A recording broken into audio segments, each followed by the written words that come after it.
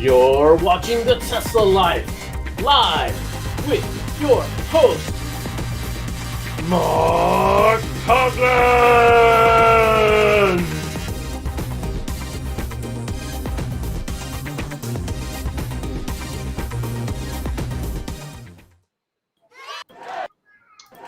Hello, everybody, and welcome to the Tesla Life number 388.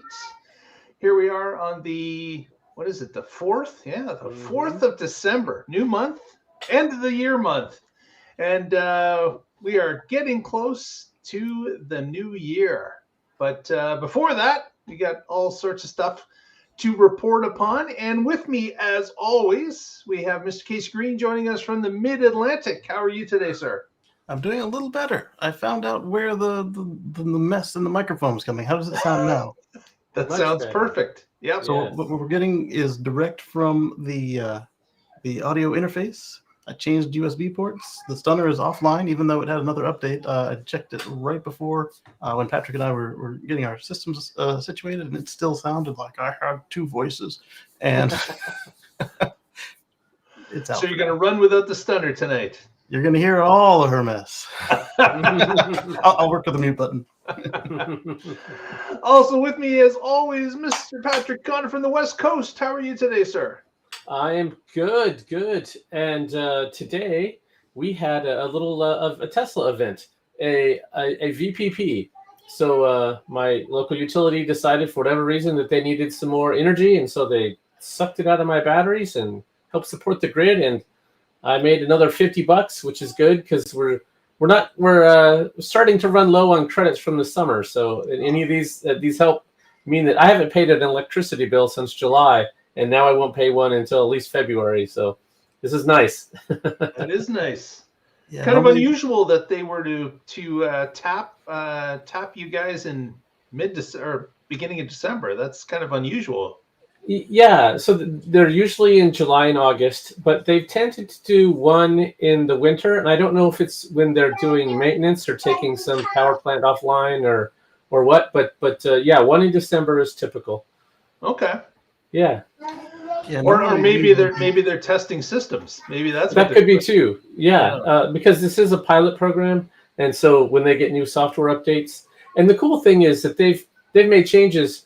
For example, I was complaining to them that when they started their VPP events, that my battery usage would go down, not up. Mm-hmm. And they were like, "What are you talking about?" Like, well, I was already off grid. You're coming in and requesting that my batteries dispatch a certain amount. My home needs more than that. So now I'm using the grid instead of supplying the grid. So they made a bunch of software changes where now it doesn't request a specific amount. It requests at least an amount of output. And so anyway, it's a much better program now. And it'll just keep getting better as they make improvements like this. So it was saying, hey, you must be on grid for this, rather than, hey, let's add the grid to what you're already doing. Exactly. Yeah, because I was off grid during peak hours anyway, and these usually happen during peak hours. And then they said that most people only had one battery. I have 3, and most people didn't want too much of it dispatched. So I was like, take as much as you want because I'm getting paid for it. Right. So now you can go in as a participant and say what you want your output to be, and how much of your battery you will allow them to use. And so I've got that all pre-configured, and then it started this morning at 7 o'clock, and it was done at 10 o'clock, and it did exactly what I wanted and worked the way it should have. And so, yeah, this might be yet another software update they were trying out. Yeah, very cool. Very cool. Yeah. Yeah, this time of year we typically would transition from not having an electric bill to starting to pay them, or running out the credit, and with the SUV instead of the 2 sedans, and the work from home instead of the leaving the house all day, that changed the calculus. Yeah, definitely. Well, let's get started with the news. This week, of course, the big news that was released this week was the holiday update is coming our way. And Tesla's annual Christmas update is going to be rolling out shortly, but we've been given a preview of what's coming our way. And one of the most notable things that a lot of people are excited about is, of course, the Apple Watch integration that is going to be available for this. And I thought, I don't have an Apple Watch. I don't use one. But so it doesn't affect me much, but a number of people that use the watch can see a definite benefit because some of them aren't allowed to maybe use a cell phone during work hours, or they're not able to have something like that. But a watch is still allowed to be used, and being able to get an update to your car or send it an update, such as just checking on the battery, or if it charged fully, or if you maybe wanted to start the climate system early before you go out. It certainly would be a benefit for anyone that has the watch. So yeah, those are all good use cases. The one that I think is you mentioned at work. If you're charging up at work, it might take you 3 or 4 hours to charge up, and then you probably want to go move your car so someone else can have that for the next shift or after lunch or whatever. And so if you can just quickly check your watch and see, oh, I'm at 95%, that's enough, I'm going to go move my car. That's a nice use case. Yeah, although my last 2 locations, that wouldn't have helped at all, because if the cell phone had to go away, the watch had to go away too. Yes, you work in some secure facilities. Unlike us normal. And there's Mr. Lee Moon, who supplies the show music. He's indicated that he got the Apple Watch app installed today on his Very watch. Cool. So that's good to see. That's already starting to get out there. Definitely. Some folks were saying that some of their widgets on the home screen on Apple were broken, but I think that might just be oversight, or it might have something to do with when your car got into the system and they just didn't migrate everyone correctly, because I didn't see too many complaints like that. But don't fret.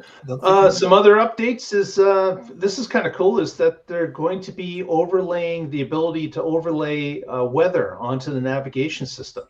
Oh, nice. So you're going to be able to spot precipitation that you're running into with the colors on the actual navigation map.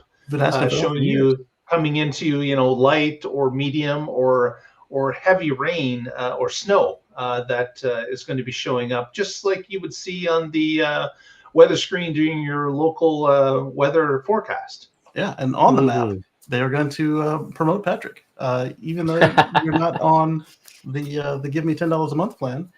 They're still going to show you the traffic. Oh, nice. Yeah. That is very cool. Yeah, so I wasn't on the show last week. Regular viewers will have noticed, I hope. And it's because I was traveling over the holiday, and that's Thanksgiving weekend is one of the worst times to travel. And so we were traveling on Wednesday and using Tesla Autopilot or FSD, and it was picking the route. And it saved us a bunch of times by taking detours. And then we'd get back onto the freeway and traffic would just be stopped. And I'm like, why did it put us back on the freeway? And then like right after that, within a mile, it opened back up. Yeah. And so I know that all the detour was just slow going as that last mile was, but we only had to endure 1 mile of it instead of 15 miles of it. So that was really cool navigation. Yeah, that was like the one where I told you guys about, where the roadway was just missing 1 lane in the middle of rush hour on the way to the service center. Except that what's cool about it is yours, without showing it to you, still calculating all of that, whereas mine was showing it to me. So it's like, yeah, this makes sense. But now you'll know why it's doing it. Exactly. Yeah. So Casey's saying I don't pay for premium connectivity. We have it in our 3 because we got it free for life with the purchase, but it's not in our Y. But the Y is the one that we tend to road trip with because it's the one that has FSD and AI4, and it's just a much more comfortable, easier to get in and out of and all that. And so when it does make these decisions, I just have to trust it. I just have to, because it's not showing me the traffic congestion like it does if you pay for premium connectivity. Yeah. Yeah. Trust the system.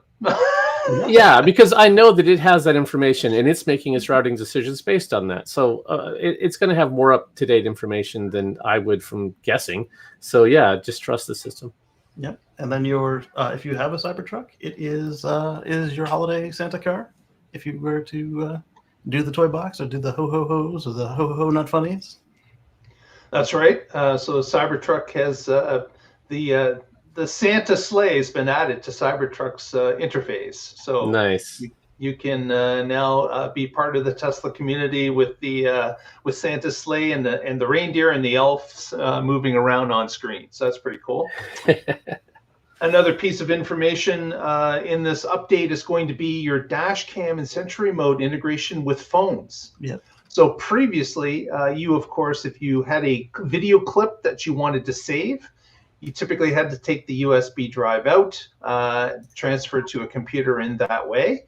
Now, you won't have to remove the USB drive from the car. Instead, you can use your phone to view it and to save it as a clip on your phone. Nice. So it's going to eliminate the ability for you to have to move the media around. That's good, because you see so many people who like play it in the car and then record it with their phone and then share that. And I'm like, oh, come on. That is not the way to do this. But now also, they're making it easier. Yeah, also with that, if that was your inclination, do that and then try to get the actual footage, because what we've also seen is where it was an airbag situation where the car has lost power, and so they try to get it later and it's gone. So right. Yeah, if that's the only way you can get it in the moment. I agree. Yeah. Another update is SiriusXM and tune-in upgrades are happening. So we heard this rumor about SiriusXM being added as a streamer to the cars, and that apparently is going to be released with this holiday update as well. TuneIn has done some upgrades, as well as apparently, if you have never tried TuneIn, it's going to give you the ability to have a free trial for 90 days if you'd like to try that out. So I've had Sirius for 6 years, and you know what I did when they gave us the ability to pick sources? Turned it off. No. Oh, sorry. Well, you were paying for it, and if I wasn't like you were paying a monthly fee for Sirius, correct? Yeah, I wasn't going to pay for that, but yeah, I would have had. Yeah, having it dormant for 6 years is probably a bit much. So yeah, I can understand why you turned it off. Yeah, around 19 or 20, they gave you the little trials that they do at the regular at the legacies, but at that point, I'd already had it so many years and was used to the what's now called Live by Live Slacker. So yeah, it's like why do I need this thing? I can pick what I want. I'm going to listen to the commercials. Not that there were that many commercials on the satellite, but you still couldn't pick what was like. Oh, I don't like this song. Skip. That wasn't an option. Another update that's coming with this is the ability to detect crossing traffic behind the vehicle, which is a great little safety feature. I can just share a photo here of this enhancement, and basically you can see the rear camera is going to show a red tinge, and there'll be an audible alert if a vehicle is cutting across your path, left or right, as you're reversing. So this is very similar to the interface for the blind spot with the repeater cams. So I guess at this point that means that the legacies probably won't see this, but if you can at least do the mouse farts, I'm assuming that they'll do the mouse farts because that's what they use for this now. But a more forceful alert would also be appreciated. But all we have is a photo to go on, so I don't know what it will sound like or what it will actually look like. But this frame gives me that impression that it's going to be like the blind spot warning they gave us today. Yeah. Well, give some of us today. Mine does still beep and move me back, and I can see it in the diorama, but I can't see it. So that's going to be cool. Certainly adding a safety feature, I think that's a benefit at any point in the game. So being able to have that cross traffic alert will be useful. It'll be better than what we had, which was nothing. I'm curious how it will stand up to the ones that are using like radar or long range ultrasonics or something back there. Well, I wonder if this is basically the first try at this, right? we may find that as Tesla does with many things, is that this may be the first iteration. There may be others based on the success or possible issues that they see with it once it's in play. Yeah, I've had the opportunity to get my car into some really weird positions, and then get a chance to look through the cameras after we didn't get our ability to look through our cameras in the Legacy till over a year after everybody else did. And it's like, oh, yeah, it really can't see there, but like, whoa, it can see way more than I expected here. So I'm curious how it'll play out, and it will be able to see some stuff that you will miss. But the question is, I'm just wondering how it stacks up with the much more expensive systems that are in other people's stuff, like active radar or any of the other techniques people used. Right. So some other things, we've got 2 new light shows that can now be remotely scheduled via the Tesla app. What about the OG? Are we getting any? Yeah. I didn't say anything about the OG, but without me, you wouldn't have a light show. Everyone's heard the OG probably 5 times too many at this point, Casey. But I know. Yeah. Give us a second one. And the timer so we can play along with everybody else while playing the wrong song. A game has been added, Boomerang Foo game. It's a party game where you can slice and dice your friends with Boomerang. Joins Tesla's growing library of in-car games. Ninja. Cool. Exactly. Fruit Ninja is what I'm thinking. Yep. Exactly. And as Casey mentioned with the Cybertruck, we've got the Santa, as well as the ability now to for the truck to customize the license plate that's in the display screen of the vehicle. So you can put your own license plate and add a wrap or two to the vehicle itself. Including decals. So it goes a step beyond what we had on the other cars. You can put your Cybertruck Baja or make it look like a Ford F-150. I'm not sure what all else was in there. Those are the ones that stood out to me. Another bit of information would be improved parking search functionality and notification of out-of-service supercharger stalls upon arrival. Oh, so you don't have to click on it to see which ones are out. That's right. That's some sort of indication immediately when you arrive, so you don't have to guess. Cool. So I guess that means it'll be more up to date, because when you clicked on it, sometimes it'd say stall 3C is out, and you'd look and there's a guy using 3C at full pull. Yep. There's a volume change that the volume will automatically lower when you're in reverse. So if you've ever resume done this volume yourself, once you get out of reverse. Yeah, if you've ever done this yourself or seen people do it, they can turn the volume down so they can think and see. The car does it for you now. I do believe it's a toggle. You don't have to have it, but there's scientific studies that say that it actually does help, and it is a thing. So yep, you only have so much processing your brain can do, and it doesn't matter where the input's coming from. So reducing it in one area helps you process faster in the other. Exactly. So Grandpa did park better with the radio down. It's true. Yeah, you only have so much bandwidth to work with in the human brain. So right. Yeah, I saw some people clowning on that. I'm like, nah, it's a real thing, Bo. Right. Yeah. Way back when in the original Ghostbusters movie, one of the guys says, "Shh, can you smell that?" And my friend just starts cracking up, and I'm like, "What? What's funny?" And he said, "Be quiet so you can smell." And I'm like, "Yeah." And so I mean, like the joke went totally over my head. But if you're just thinking about it logically, it makes sense. But yeah, because that's just been my experience. Exactly. So I'm excited to see this start to roll out, and I'm sure everyone will have their favorite things in the comments. Let us know what you're most looking forward to. Whatever I get from you, Mr. Legacy. Take something and love it. Yes.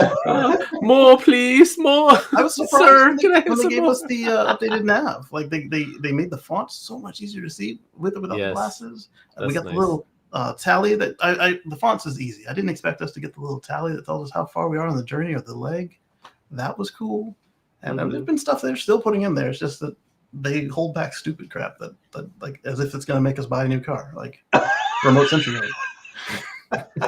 Their fleet's getting big enough that they can't support all the versions that have been out there now. So it makes sense. At some point, you have to say, you're in maintenance mode, no new features. But do we'll do bug fixes? They really ought to go back and put everything on one code base with just different screens. Just, at their size and their capabilities, there's no excuse at this point. And like with the API, well, there is an excuse. I mean, I've had to do software maintenance over generations of products, and it's a pain.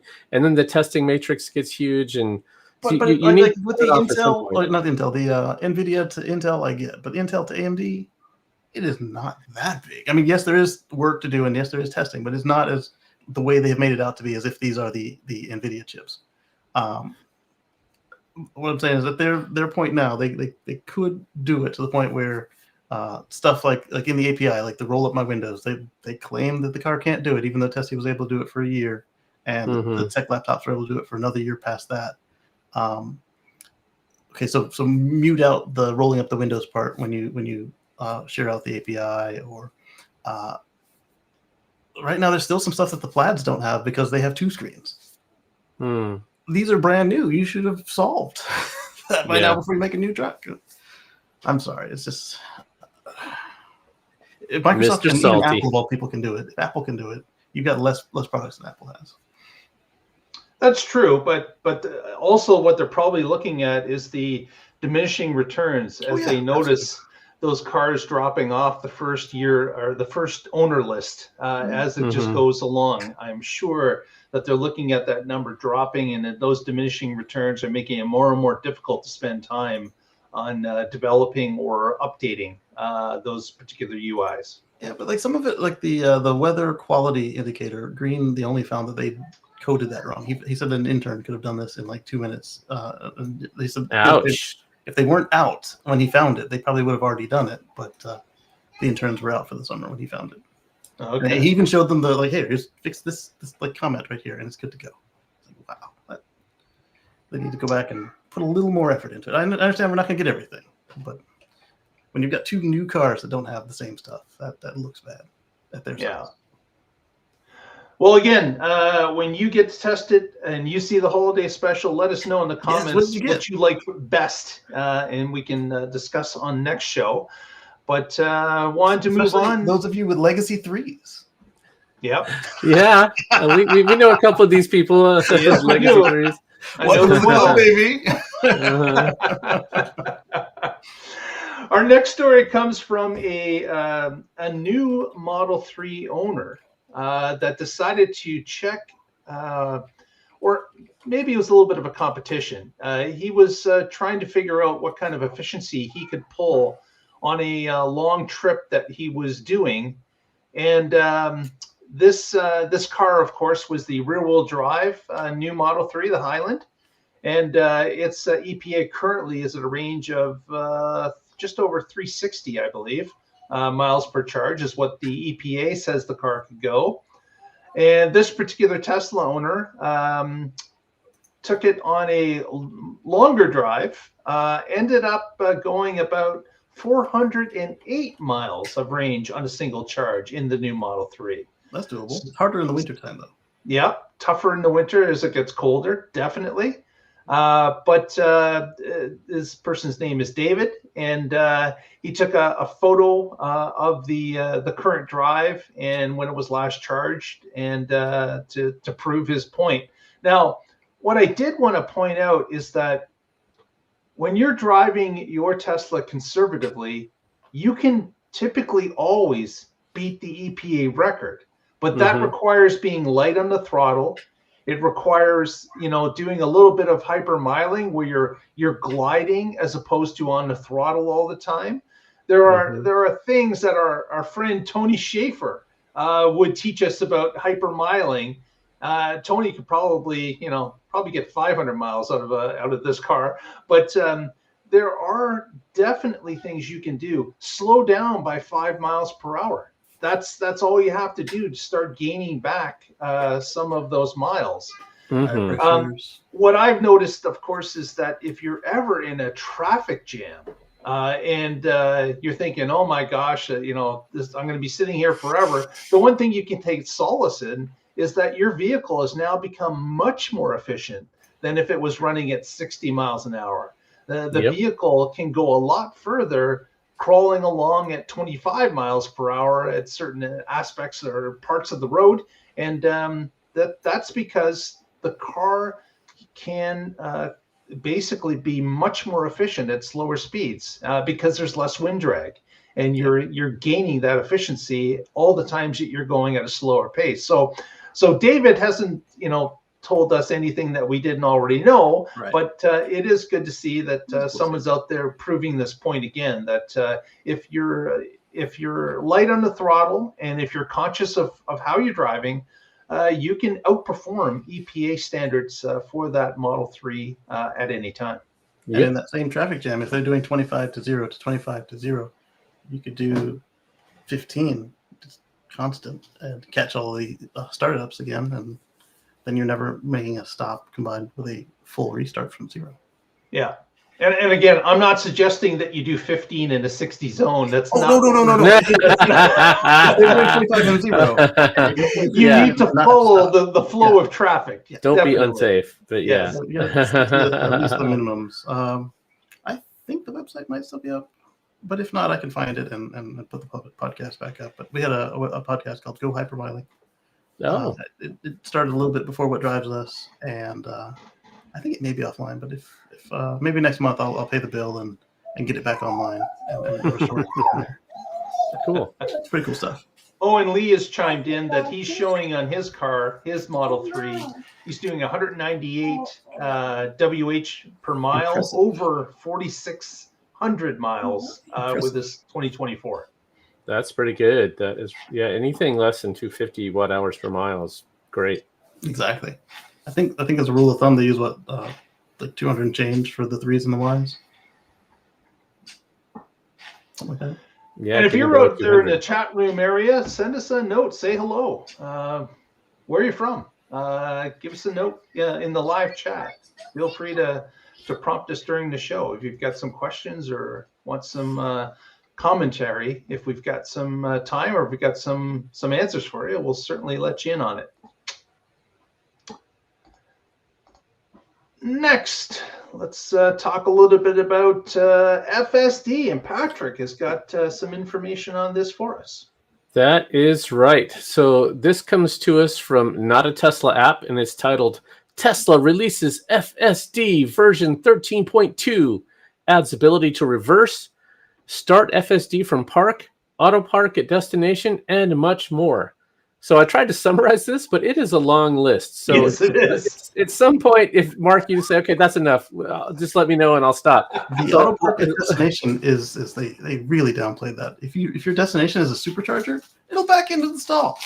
That is really cool. Yes. So today, when you do FSD, you have to start driving and then you can turn it on. And then when you get to your destination, it doesn't go into Autopark mode. It gets confused and usually doesn't perform very well at the last few moments. You have to turn it off, and then you can select a parking spot and have it Autopark if you want. But now they've just stitched those two together, and those are all cool features, especially backing into a supercharger stall, because I mean that's a very typical use case for a Tesla, especially on a road trip. You're going to go somewhere, you're going to charge up, you're going to get back on the road. So these are all cool features, and it started rolling out November 30th, but only to early access participants. And so only ones with 3s and Ys. If you had an S, X, or Cyber, it was well, Cybertrucks, but the S's and X's were not included, even the brand new ones. Well, that's too bad. Yeah. So we've talked about a lot of these, so I can skip these. Park at destination.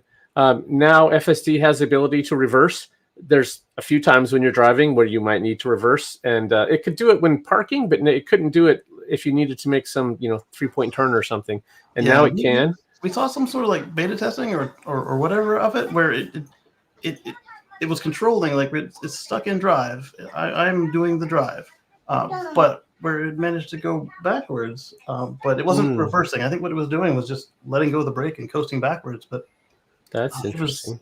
it was you could tell it was deliberate, but it was just so few and far between that the only way to describe it was as if it was a test. Because like if you needed it to do that thing again at the same spot, it likely wouldn't for months on end. Right. Depending on being on a hill to roll backwards is probably not a very scalable solution.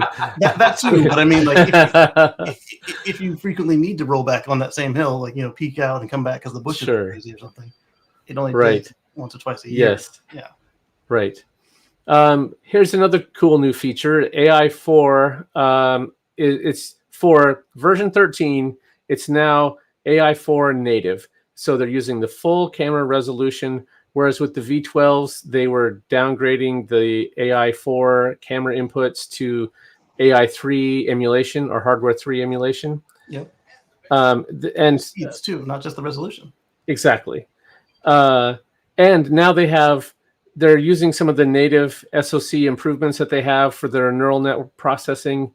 And whereas hardware 3 has to emulate those. Cortex is online. So Cortex is Tesla's massive new supercomputing cluster at Giga Texas, and it can crunch data at a truly insane rate.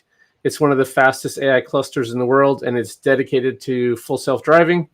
So that means the March of Nines. This is how you solve that problem. A lot of data. You find the edge cases. You make sure there's training for those, so it does the right thing in those. And as you find edge cases and eliminate them, that opens up the next level, and that's the March of Nines.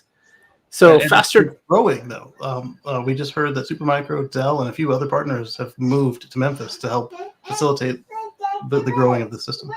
Oh, awesome! Right, yeah, and that's what we've talked about here on a lot of things. Technology doesn't stand still. You just don't say, "Oh, we're the best and we're done." You have a goal. You want to get there. You keep iterating. You keep improving. You keep expanding. There's going to be newer, better hardware next year. You upgrade. So next on the list, faster decision making. So Tesla has refactored the image processing path in V13. So it now has half the proton to control latency. So that means it can make decisions faster. It was already faster than a human, and now it's even faster than it was before.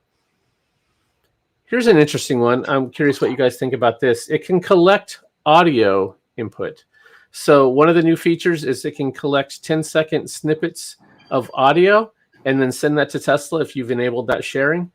And they say this is to better detect emergency vehicles. So my guess is initially they're going to, when they see them with the cameras, they're going to collect 10 seconds of audio before that, send it, and use that for training. And then they'll, if you've opted into this, now they'll be able to detect it by hearing it before they can see it, if they get enough of this proper training data. So the other thing that would be interesting is that sometimes you hear them and then they turn and they never actually interact with you. Yes. So that's the, humans can figure it out, which means AI can, with the right training data, figure it out. Probably faster with, because it can just calculate Doppler rather than having to figure it out like we do. That's true. One question I had this weekend was, does AI4 have an external microphone specifically, or is it using the internal ones? Because we know that they have added microphones for S and X for the active noise cancellation, but what about 3 and Y? We've seen some of the legacies will have stuff like rain sensors in the wheel well to help with sounds, but what about, have they done any of this stuff, or is it just the Bluetooth microphone that we hear? Yeah, I think it's only S and X that have the external mics. There's no noise cancellations in the 3 or the Y. Well, do they even have it on those, or is it just canceling what it's got in cabin? I think that could come at a later time, but I think at this point, if this system is working as advertised, I think it has to use the internal microphones because everybody has them. Right, or maybe they're testing it in the S and X with this version, and then maybe they'll add external mics on a new Juniper or something, or maybe they will find a way to use the internal mics. Although that's a little creepy. I don't want them listening to my karaoke as I'm driving all the time, just to see if they hear an ambulance. I was thinking that they may get an earful of expletives or something if someone comes up to the light and someone jumps in front of them or something. You may get right. There's a lot of angry drivers out there. Some colorful language. Right.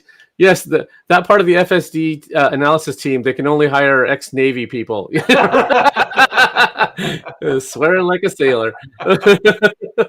Exactly. Okay, Well, that's good. Two Yeah, more. go ahead. Camera visibility. It now has a feature that will let you know when the cameras need to be changed, and better collision avoidance. So we all know safety is super important to Tesla. What's that? Changed or cleaned the cameras? Oh, Tesla will warn you when it needs cleaning and guide you to help clean the cameras too. This, along with a less annoying notification that FSD is downgraded or degraded, is going to be a fantastic change for those who aren't driving around in sunny weather. There you go. Yeah. I've definitely run into that where it says FSD is degraded, and a couple times we're like, okay, well, I wanted to pull over and get some coffee anyway, so pull over, clean the cameras before we get back in the car, and then it lasts for another few miles, and then they're covered in smut again. Especially this time of year, the rains are going to start soon and won't stop until June. So, yeah, I've noticed that mine doesn't wash the windshield as much on its own anymore. It still does it, but not very often. But interesting. Yeah. I have not noticed a change. It's always a little freaky because all of a sudden the wipers start going and the pump is going, and then it's like judging you, cleaning the windshield. Dirty pig. Okay, last on my list here, better collision avoidance. We all know safety is super important to Tesla, and with all the changes that they've made in version 13, this also brought along some changes to how the AI perceives and handles collision avoidance. So, this is one of the primary reasons that Teslas are great vehicles, right? The best crash is no crash. And if you can avoid it, that saves you in headaches and insurance claims and potentially injury or death. So this is awesome to see. Absolutely. Yeah, and again, as Patrick mentioned, if you get hit in the rear, it is going to take a while to roll out to everybody, right? So like this is just to the early people, the early testers. Is 13.2 is going out to. Right. And of course, Moto gets her copy. I want it now, Daddy. Make it happen. Fruits of salt. Getting hit in the rear in a Tesla hurts less than other cars, but it still hurts. I've got some. Yes, yeah. Just because you have a Tesla, don't assume you can just go ram into stuff and you'll be fine. No, that's not smart. Right. Yeah, remember, you're still responsible regardless. Yeah, we heard a tragic tale of 3 youth that went headfirst into a wall with a Cybertruck, and folks are concerned that, oh my goodness, it caught fire after ramming into a wall in a town that's had one other traffic fatality in 38 years because the speed limit is 25 all through the town. Yeah, and they weren't doing 25. No. Right. Yep. Cautionary tales for sure. If they were, I wonder if the wall would survive, because the Cybertruck's pretty stout. Next, let's talk a little bit about Cybercab. It's going on looks like a promotional tour. We've noticed that shortly after the 1010 event at Warner Brothers Studio, it appeared at Giga Texas. And now it's appeared in Los Angeles area. It's appeared in the San Francisco Bay Area. And now it's going clear across the country. And maybe using some of the 20-some prototypes that they had put together for the 1010 event. But this particular one is now advertising it's going to be in Miami, Florida. So it's looking like they're putting a few of these on trucks and sending them around so that the Tesla public can get their eyes on one at a location that's a little bit closer to them instead of them just being in 1 or 2 sites. So, and again, this is great promotion for Tesla overall. Nothing like driving some more traffic to your stores for people to examine the new product, whether that's the Cybertruck or in this case, the Cybercab, and allowing people to, kick the tires of a new vehicle and then maybe decide in their head, you know what, I probably can't wait to buy a Cybertruck, or I can't wait the time frame for a Cybercab, but man, they've got some sweet deals on Model 3s right now, rear-wheel drive. I think I'll pick one of those up. So never a bad solution if you're driving more traffic into your stores to take a look at future products. Next, what do we got here? Yes, I wanted to make a reminder that Tesla has this ability to vote on your favorite supercharger. This happens every quarter. You have the ability to log into your Tesla account through the website, and you can select voting for superchargers, go into a map, and look at a list of the top over 100 locations, either in a worldwide setting or North American or the different breakdowns of Asia and Europe. You can choose what you want to vote for. You get 5 votes that you can place for a supercharger and help propel some of these to being winners because, of course, the top vote getter will get the distinction of being selected as a vote winner, and that station will be put into reality. They will actually create the location and put a supercharger site at that particular location that won the vote. But even I tend to forget about it every once in a while because it does happen every quarter, and you can join that vote 4 times a year. So we're coming up to the end of the year. If you haven't voted in Q4, you can certainly do so at this point and log in and try it out. All right, Mark, give the plug for the spot you want them to vote for. I know. So everybody you get 5 votes. So vote for the ones you need for you. But then I know Mark has one he wants you to throw. If you have a spare. If you have a spare vote and you haven't used all 5 for whatever reason, please vote for Sarnia, Ontario. Let's push that up. That's a border crossing city in Ontario, where it's got on the other side of the border, you've got Port Huron, Michigan, that has a supercharger, but Sarnia doesn't have a supercharger. So in theory, if you wanted to supercharge in that particular area of the country, you'd have to cross the border, pay the fee, charge up on the American side, and then drive back to Canada. So it would make a lot more sense if they could put a supercharger somewhere near or around Sarnia, Ontario, near the highway corridor. So please vote for Sarnia. That would be very much appreciated. I did. I knew you wanted that. So yeah, and I'll get out my plug. Florence, Oregon. So if you're driving the 101 on the Oregon coast, it's a beautiful drive, and there's this big gap, and Florence is right in the middle of the gap, and so Florence, Oregon needs one. And Florence, Oregon is a cool place to hang out. If you guys don't know, that's where the book Dune was inspired from that town. Because really? they have a bunch of sand dunes, and one of them started eating part of the town. And who was it who wrote the book? Frank Herbert. Anyway, I don't know. The author was a reporter at that time and went out to cover that story, and so started thinking about the power of sand dunes and them taking over, and that's what got the book. They have a little plaque out there near the sand dunes that talks about it. Very cool. I thought you were going to say that someone was eaten by a sandworm, and ever since then, people are cautious in that city. Shai-Hulud. Ah! There are a lot of sandworms. And then I would suggest anything on I-26, the whole length of it, and the whole length. And anywhere else you notice that there's a charging desert where you end up, you got to end up where you got to go back or go completely the wrong way to charge. Exactly. And as mentioned, you can go to the list and look at all these points on the map and pick one and vote for it. You also, in a separate section, in a related section for that area, is you can suggest a site. So you can, even if it's not in the list, you can actually pick your own and put it in as a suggestion. And they ask you why you're suggesting it. For the reasons, that it's a charging desert, or I travel this way often, or I run low on charge on this route, that kind of thing. Just write Mark from the Tesla Life asked me to, and boom, it's going right to the top. Exactly.